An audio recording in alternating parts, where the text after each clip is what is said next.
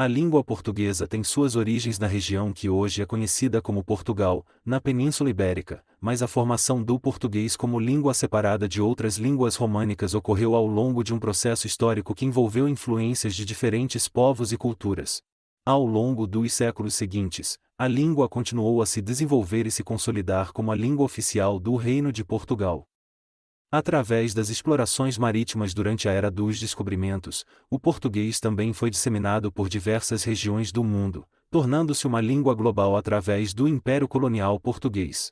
Não se sabe exatamente como era o português falado na época que os colonizadores chegaram no Brasil, mas sabe-se que a língua portuguesa no Brasil apresenta uma grande diversidade devido à mestiçagem de diversas culturas que ocorreu ao longo dos anos, como a influência de outros povos, especialmente as indígenas e africanas. Seja bem-vindo ao canal Fatos Improváveis. Aproveite para se inscrever no canal e ativar as notificações para acompanhar os fatos mais improváveis. Nos últimos anos, temos observado brasileiros indo cada vez mais para Portugal na busca de novas oportunidades. O país se tornou porta de entrada para os brasileiros principalmente pela inexistência da barreira linguística que afasta os brasileiros de outros países que não possuem o português como língua oficial. Apesar de falarmos a mesma língua, o português brasileiro e o português europeu possuem diferenças no vocabulário, na pronúncia e na gramática de algumas palavras. Se adaptar em terras estrangeiras é extremamente importante. A adaptação envolve o processo de compreender, respeitar e se integrar aos costumes, normas, língua e valores da nova cultura, o que pode trazer vários benefícios. Afinal, os brasileiros conseguem imitar o sotaque português? Antes de respondermos essa pergunta, primeiro precisamos olhar como os portugueses conseguem se adaptar ao sotaque brasileiro. O português brasileiro está presente diariamente na vida de quase todos os falantes da língua portuguesa. Isso porque o Brasil é o país que possui o maior número de falantes da língua portuguesa, mesmo se somamos todos os outros países que também possuem o português como língua oficial. No Brasil são mais de 200 milhões de falantes, de acordo com o último censo do IBGE. Enquanto em Portugal esse número é de pouco mais de 10 milhões de habitantes. Além de Portugal, Guiné-Bissau e Angola são países africanos que também partilham o mesmo idioma no continente africano. Mas o fato é que o Brasil é um país de dimensão continental e que produz diariamente diversos conteúdos que são exportados para todos esses países, seja através da nossa televisão, da música e do cinema brasileiro. Agora, com a era das plataformas digitais, o acesso a esses produtos tornou-se ainda mais facilitado, diminuindo as barreiras geográficas entre esses países. Você deve se lembrar do caso do YouTube Lucas Neto. Com o canal focado no público infantil, o influenciador é um sucesso em Portugal. No entanto, com o passar do tempo, os pais passaram a não compactuar com o influenciador por acreditar que o seu canal estaria influenciando as crianças portuguesas a perder o sotaque e o vocabulário do português europeu. Por exemplo, a palavra relva, como é conhecido no português europeu, passou a ser conhecida como grama, assim como falamos no Brasil. Os portugueses possuem uma facilidade maior para se adaptar aos sotaques e aprender o vocabulário do português brasileiro, o que nos leva ao próximo ponto, que é o impacto cultural do Brasil em terras lusófonas. Além dos produtos midiáticos, como as telenovelas, Portugal recebe diariamente centenas de brasileiros em seu território, seja a turismo, estudo ou trabalho. Com isso, embora exista disparidades entre o vocabulário e a fonética do português do Brasil e de Portugal, o português está acostumado a escutar o sotaque português desde o final do século XX, quando se intensificam as chegadas de brasileiros em Portugal. Por isso, comumente podemos ver portugueses falando com sotaque brasileiro, como é o caso do ator português Ricardo Pereira, e que vive atualmente no Brasil. Passou 1 hora, 2 horas, o probleminha continuava. E eles tentando consertar o avião. Também é bastante atenta àquilo que se faz em Portugal. Portanto, as novelas portuguesas, as séries portuguesas, o cinema português. Como o português está acostumado a receber a influência da cultura brasileira, existe uma aprendizagem muito maior em relação à fonética, à pronúncia e ao vocabulário do português falado no Brasil. Se me envolveres nessa história, Teresa, vais te arrepender muito. No entanto, o mesmo não acontece no Brasil. Apesar de falarmos a mesma língua, são pouquíssimos os casos em que o português de Portugal é difundido no Brasil. Por conta dessa limitação linguística, além de termos dificuldade de falarmos com o sotaque português, Teremos também dificuldade em compreender o português em suas diversas formas. Para deixar essa discussão mais interessante, vejamos agora alguns exemplos. A pronúncia das vogais. Existem palavras que realmente são escritas diferentes nos dois vocabulários, mas existem palavras que são escritas da mesma forma e ainda assim são pronunciadas de formas diferentes. No caso da palavra menino, em Portugal a pronúncia da vogal E tende a ser mais fechada e quase inaudível. menino, Um outro caso é a palavra interesse, que também tem uma pronúncia mais retroflexa ficando como. interesse, No Brasil somos alfabetizados com o sistema silábico, e com isso aprendemos a pronunciar todas as sílabas de uma palavra pausadamente. É por isso que você provavelmente tem dificuldades em aprender o inglês em que a pronúncia não segue necessariamente essa pronúncia silábica. Gerúndio. Outra grande dificuldade é o uso do gerúndio. O gerúndio é utilizado na língua portuguesa quando precisamos nos referir a situações cotidianas que estão acontecendo. Essa é uma diferença bem peculiar, porque em Portugal os portugueses raramente utilizam o gerúndio.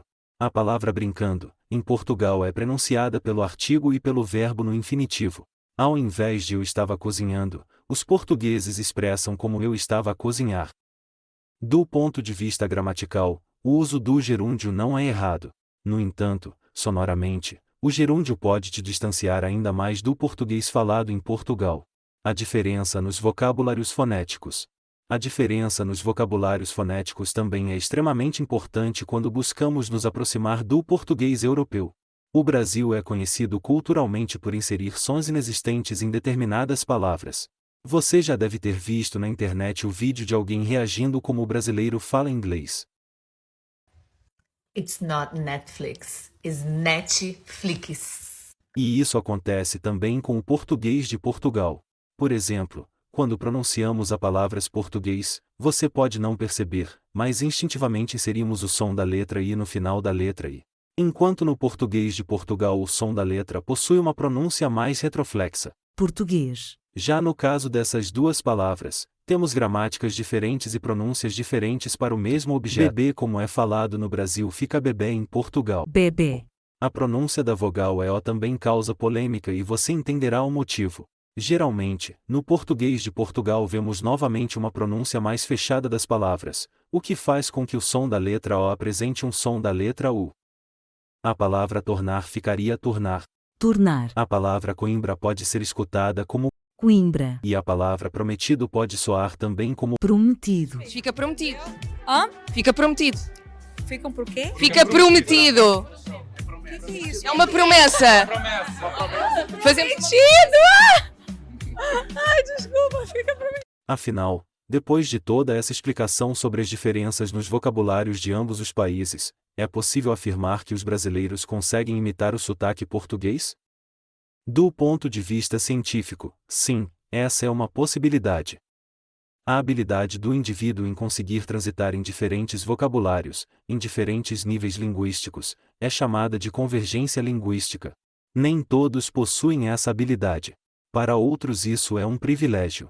Quando fazemos um intercâmbio cultural tendemos a ficar imerso naquele idioma, e isso faz com que o nosso cérebro comece a absorver expressões, pronúncias, dialetos que são característicos daquela localidade. Mas os cientistas do MIT descobriram que a melhor idade para desenvolver essa habilidade linguística é aos 10 anos de idade. Para os pesquisadores, as crianças são mais abertas ao novo, e tendem a absorver rapidamente as informações às quais são expostas. Além disso, é nessa fase da infância que as habilidades cognitivas da criança estão em pleno desenvolvimento, o que possibilita um salto de aprendizagem muito maior em relação aos adultos. Quanto mais velhos ficamos, mais difícil será a nossa habilidade linguística de se adaptar e absorver novos vocabulários, pronúncias. Mas além desses fatores, existem também outros pontos importantes que não dependem de nós, como é o caso das limitações fisiológicas do nosso próprio organismo. A voz humana depende de um aparelho fonador que é um conjunto de órgãos que se desenvolvem ao longo da vida, sendo os pulmões, a traqueia, a laringe, a faringe, a boca e a língua. Você pode não perceber, mas quando pronuncia uma palavra você está mobilizando todos esses órgãos ao mesmo tempo. Para os linguistas, esses sistemas são essenciais para a enunciação das palavras. E o fato mais importante é que nos primeiros anos de nossas vidas esses órgãos se adaptam aos sons que escutamos e precisamos reproduzir. Por exemplo, você já deve ter ouvido falar da pronúncia do TH no inglês e do R no francês, não é mesmo? Esses são sons particulares de determinadas regiões, e os falantes nativos possuem o aparelho fonador adaptado para esses tipos particulares de sons. Vamos a mais um exemplo. Quando pronunciamos a palavra guerreiro no português do Brasil, não puxamos o R da garganta, como acontece no português europeu. Em Portugal a pronúncia seria como guerreiro, quase parecido com o R francês. Essa pronúncia pode ser a mais desconfortável para um nativo brasileiro que tente assemelhar com o português de Portugal. Mas como expliquei anteriormente, o português está habituado com o sotaque brasileiro, e, portanto, ele conseguirá te entender perfeitamente. O outro exemplo é desenroscar, que no português europeu soa como desenroscar. Por fim, outro aspecto que interfere no modo como podemos ou não chegar próximo ao português europeu, é a diversidade de sotaques em territórios brasileiros. O português falado em São Paulo possui o R pronunciado de forma mais retroflexa do que o falado no centro-oeste do país. O português do Rio de Janeiro é conhecido pela pronúncia da consoante S com som de X. Já o sotaque português em algumas regiões do Nordeste é bastante característico pela pronúncia marcada da vogal I ao final de determinadas palavras.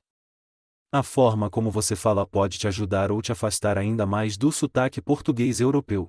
Por exemplo, a pronúncia da consoante em S no português europeu pode soar mais confortável para os nativos do sotaque carioca que tendem a puxar o som do S para o som de X. Em algumas regiões de Portugal, a palavra sim pode ser escutada como xin, Xim, ou também no final de algumas palavras como casas que ficaria casas, ou a palavra Espanha que ficaria Espanha. ufa. Depois de toda essa explicação sobre as variedades linguísticas que podem ser encontradas tanto no português falado no Brasil como em Portugal, podemos então afirmar que o brasileiro consegue falar com sotaque português?